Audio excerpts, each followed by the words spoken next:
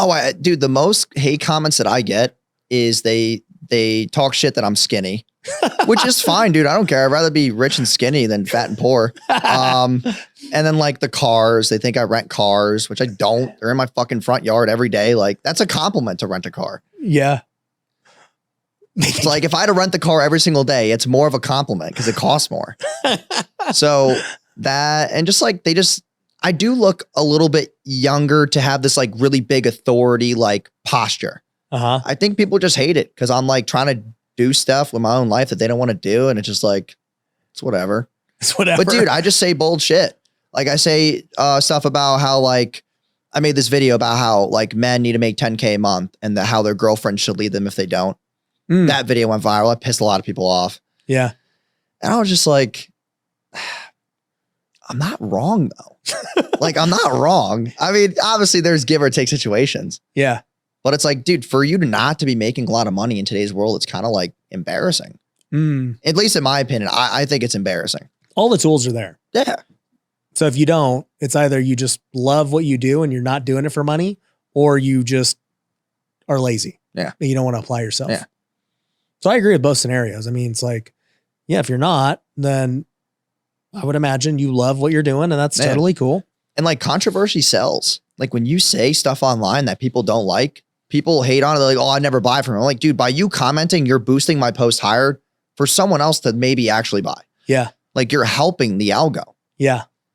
Like keep going. You know, what's interesting is I've noticed a lot of agency owners are, you know, now making content. It used to never be like that, right? Like the agency guys were always behind the scenes doing their ads and their VSLs and all this crap. And then, you know, you had the content creators who were out there and the faces and all that. And then now I see guys like you or anyone else like who have agencies trying to create content. And it's just like this interesting dynamic now. Because they're trying to put their tools to work. Yeah.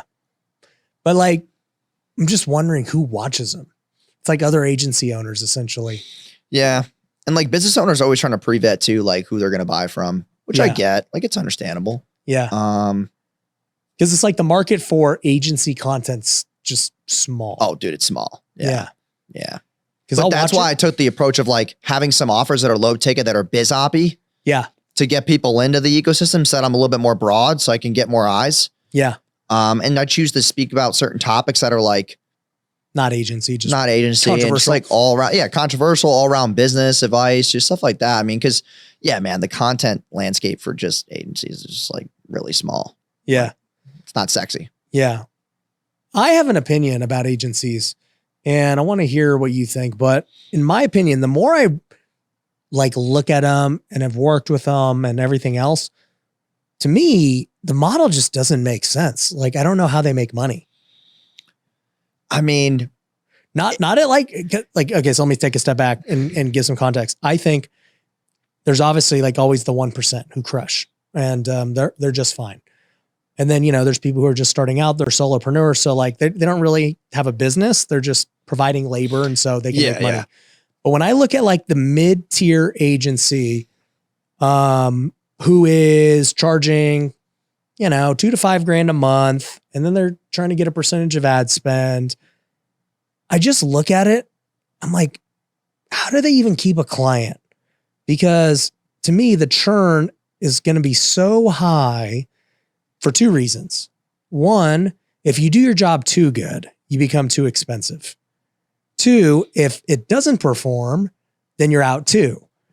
And for the reason it's not performing, there's so many things out of your control. The offer could suck. They could have no sales team. They could have no back end. They just aren't following up. They're like, whatever, right? Like I've never met an agency who took accountability for non-performance. They're always like, oh, well, the sales team sucks. Oh man, like this thing wasn't set up and it's not our fault.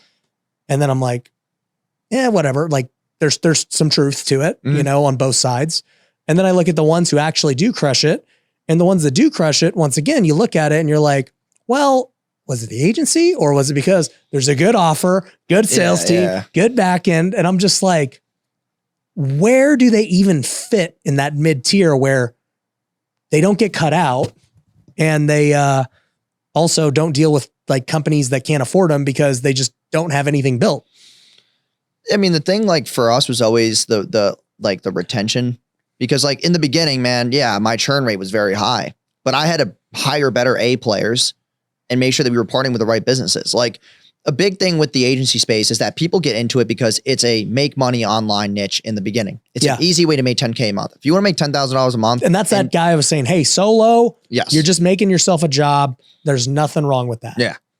And like they'll make 10K a month easily. Yeah. But if you want to scale it out to like, you know, $500,000 a month, it's going to require you to have a lot of A players. I'm not even talking that level. I'm talking like an agency trying to go make $100K a month for them.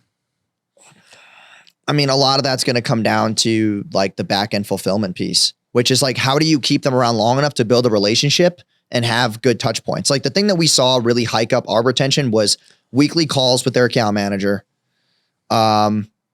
Second thing was like sending them gifts, shit like that. Third was having them come to our events in person, meet us in person.